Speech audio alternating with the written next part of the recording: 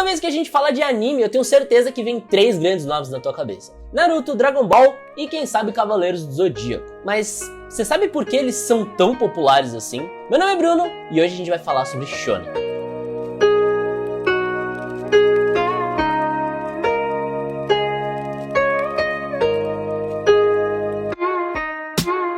Toda vez que eu começo a falar de anime com alguém, a gente começa a entrar no assunto de quais obras você assistiu e deixou de assistir.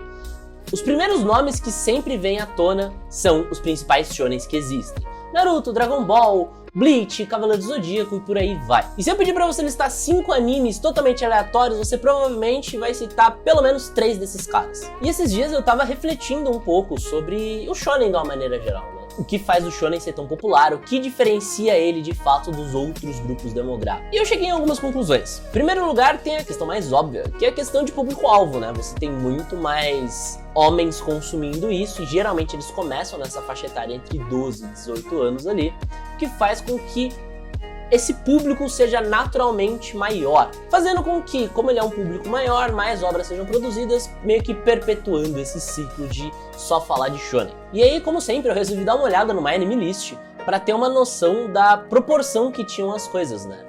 Os números me deixaram um pouquinho assustados, por 2 grandes motivos. O primeiro deles é que se você olhar todos os grupos demográficos que existem, que são basicamente 5, Josei, Shoujo, Shonen, Kodomo e Seinen, a soma de 3 desses grupos demográficos inteiros dá praticamente 80-90% só do que foi lançado de Shonen. E aí entra uma outra parada que me deixou meio chocado, que é o fato de Shonen não ser efetivamente o número 1 dessa lista, e sim o Kodomo, que seria o grupo demográfico mais focado para criança. Faz certo sentido, porque os animes focados no público infantil, propriamente dito, eles acabam misturando um pouco com algumas coisas do shonen, então a gente acaba confundindo A com B. Por exemplo, Pokémon, ele não é shonen, ele é Kodomo. Bakugan, Digimon e vários outros desses animes entram como categoria infantil e não necessariamente shonen. Então, se a gente pegar vários desses exemplos e também levar em consideração o fato de que boa parte das obras infantis japonesas não chegam para esse lado do planeta, faz com que a gente tenha uma certa disparidade. Mas, de toda forma, a quantidade de shonen que existe é consideravelmente maior do que os outros grupos que a gente tá falando. E aí a gente cai naquela discussão meio ovo e a galinha, né?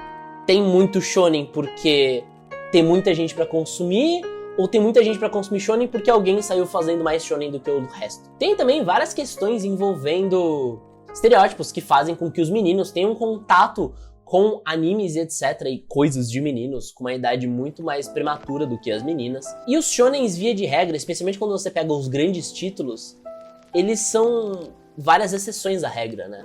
Diferente de vários animes de qualquer grupo demográfico que são lançados em temporadas, você tem muitos clássicos que simplesmente não respeitam essa regra, né? Por exemplo, o próprio Naruto. Naruto começou a ser lançado em 2007 e não teve esses hiatos de temporada que nem a gente costuma ter, como por exemplo é com Boku no Hero. E a mesma coisa aconteceu quando tava lançando Dragon Ball Super. E One Piece, por exemplo, até hoje passa por isso, o que faz com que algumas coisas aconteçam. Em primeiro lugar, pelo fato de você não ter essa separação, a pessoa que começou a consumir, ela acaba criando um vínculo mais forte, e você pega, por exemplo, obras muito grandes, como é o caso de Naruto, que é uma parada que teve vários e vários anos de lançamento, faz com que a pessoa meio que cresça com aquilo enraizado nela, e quando ela chega a certa idade, que teoricamente ela focaria em outras obras, ela tá acostumada a consumir aquilo ainda, o que faz com que a indústria fale, beleza, vamos lançar mais coisas disso. Por isso que a gente tem Boruto, basicamente. E esse fato de não ter interrupção cria aquele vínculo muito mais profundo, né? Você acompanhou isso de uma maneira quase que ritualística. Chega a um ponto que, por exemplo, se acabar tal anime, você vai ficar meio sem norte, eu não sei o que eu assisto, e aí talvez você dê chance a alguma outra obra. E aí tem outro ponto que eu acho que a indústria tá tentando resolver, eu acho que eles ainda tem muita coisa pra fazer pra resolver, mas tá começando bem devagarzinho, que é a questão da importância dos personagens femininos nas histórias. Vamos pensar um exemplo bem básico. Você é uma pessoa que tá querendo mostrar animes novos pra outra pessoa e você é super fã de Naruto. Por mais que tenham opções que sejam muito mais amigáveis pra uma pessoa que tá começando, você provavelmente vai indicar Naruto.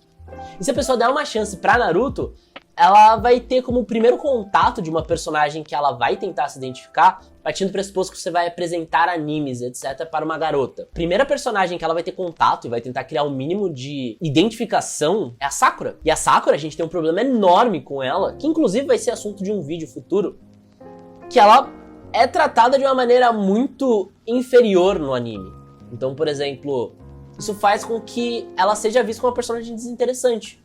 E ela não é bem trabalhada, ela não é bem explorada, então você fica tipo, nossa, que xoxo. Partindo do pressuposto que você é a garota na história. Então, tipo, fica difícil criar essa conexão que a gente, via de regra, tem com boa parte dos shonens, porque o shonen, ele é sempre um cara que tá passando por alguma dificuldade, ou ele é o excluído por qualquer motivo, e ele encontra uma particularidade que faz com que ele seja totalmente exceção à regra, e as coisas por algum motivo começam a dar certo, e isso faz com que a gente se identifique, tipo, nossa, eu também me sinto isso e aquilo, e agora eu tô encontrando um lugar, sabe? Essa sensação, ela é muito mais fácil de você relacionar, e é uma parada muito trabalhada em praticamente todos os shonens. Então, é uma parada que cria uma dificuldade muito forte das garotas se identificarem, por mais que tenham obras sensacionais, e tem, vamos lá, tem um grupo demográfico totalmente focado só pra obras que, teoricamente, chamam mais a atenção delas. Mas o fato de a gente consumir muito shonen de uma maneira geral também cria isso que, tipo, como a gente consome muito shonen, a gente recomenda muito shonen. A gente recomendando muito shonen faz com que a pessoa vai acabar tendo como porta de entrada um shonen, o que pode não ser a melhor coisa pra ela.